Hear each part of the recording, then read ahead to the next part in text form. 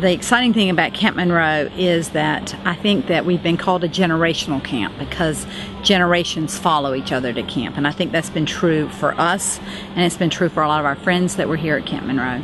When I bring my young people here, I work with a youth group, and when I bring them here, they have the time and space to meet God, and they do. And I feel like it's an investment in their future, it's an investment in the church. It is passing on to them the love of the Creator and His creation. Lots of great things are happening at camp now. We have great staff. Lindsay is doing a wonderful job of being a visionary for us about what the future holds for Camp Monroe. I'm excited about the idea that we're going to see some dreams realized, that the camp is alive and beautiful and still touches people. You know, I've seen kids grow up here. I've seen kids come here as little, you know, third graders, and come till they were grown and come back as counselors. So I mean, I've seen counselors get married here, you know, and are still married to this day. So this camp touches a lot of people, and you know, if just one summer we touch a kid or do something to change their life, it's that whole summer's worth the heat and the bugs and the you know, all the stuff that goes along with it. But I mean, you know, I love the horses, and I love doing the ropes course, and I love taking kids down the Lumber River. That's fun. That's fun. I just like being here. I mean, it's just a great place.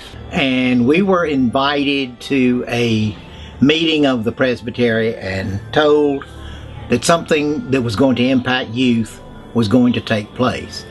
So we went not knowing what to expect, and in the course of the meeting, Mr. H.F. and Monroe and his lovely wife Belle gave the Presbytery a tract of land, and that was on the initial tract on which we were to establish a camp.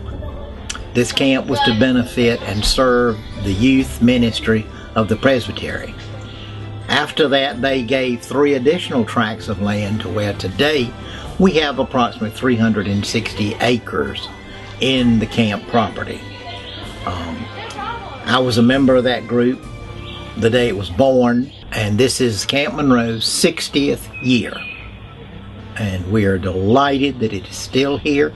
We're delighted that the vision of Mr. H.F. and Miss Belle that they had for a place for youth to learn, to grow, and to learn about the Bible is still here. This camp allows children to get out of their normal environments of school and home, and they get to come to camp.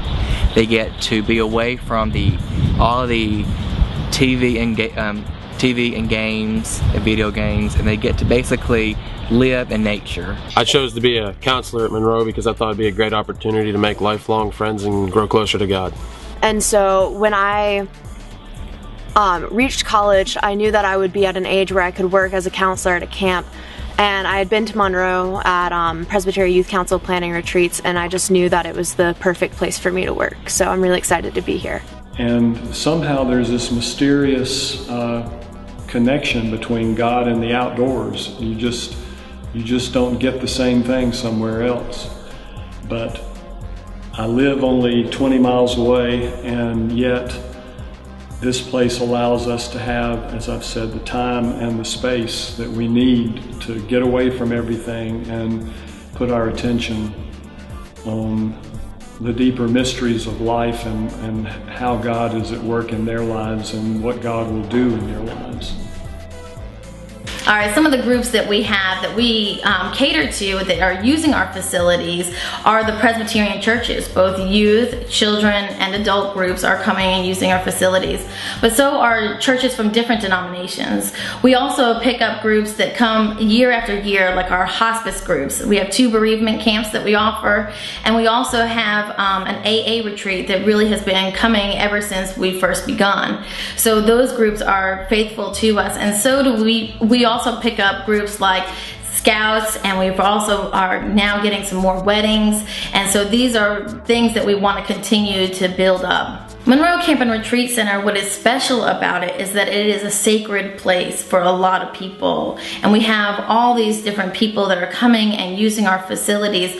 But overall, it is a place that people enjoy coming to, that they don't even realize sometimes they need to get away from their busy lives and retreat and get away. And so what's special about Monroe is we are that place where there really is no other place like us. So camp is a great place for children to come and learn about God. It's also a great place for youth to come back and renew their faith by being on staff or coming to retreats. It's a wonderful place for adults to come to either work and help with the camp or to be involved in retreat work.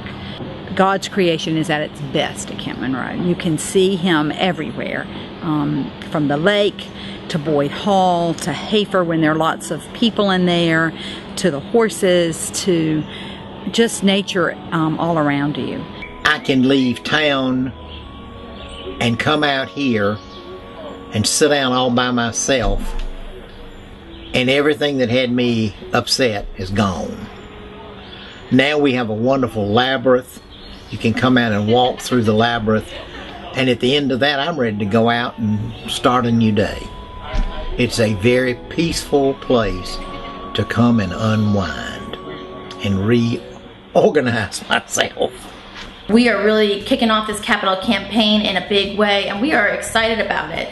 We believe that it is now the time for us to go ahead and renovate some of these facilities that are needing to be done, and start to improve some of our facilities to move from rustic camping more towards a conference center, which is more of what people are seeking at this time, is more that conference center ministry that we would like to offer. Camping is a lot different from what it was in 1954 when we began, but now we are at a new time with kids of a different era, and there's sort of expectations not only by the campers but also by the parents. And so that's what we are trying to cater to, is the reality that we are working with folks in the 21st century, and we really need to update our facilities and really build a new space for them to come and retreat. But the other thing I think that is important is that it's not just about our facilities. It's about pouring money into buildings. It's about building a ministry. We want to continue to build a ministry, and we have vision, and hopeful vision for the future that is not just about building buildings. Camps like this have had to change with the times, and we are in the process of moving from just a summer camp to a year-round retreat property. We have our first capital campaign that has just kicked off, and one of the things in that campaign is a new lodge that will accommodate 40 people for retreats, winterizing the big Boyd Hall where conferences can take place there in the winter, and then winterizing a few more of our cabins. Most importantly, it is the time that we really need folks to give to the capital campaign. It is so important for our future that folks really give to our campaign to update our facilities and to continue to be one of our covenant keepers. That is what really helps us to sustain ourselves, but also to continue to build up and grow in this ministry. We've got a new director, and she's got energy now, and she's got a lot of new ideas, and so I think things are going to get exciting. So I'm looking forward to it. There are no boundary lines at a camp. We are all God's people, and I think that's what makes Camp Monroe exciting. It always has been and always will be a place where all of God's people are welcomed and embraced. Responding to God's love, our mission at Monroe Camp and Retreat Center is to invite people to a place and time apart where relationships with God, others, and creation are nurtured, and where Christ's call for discipleship is discovered.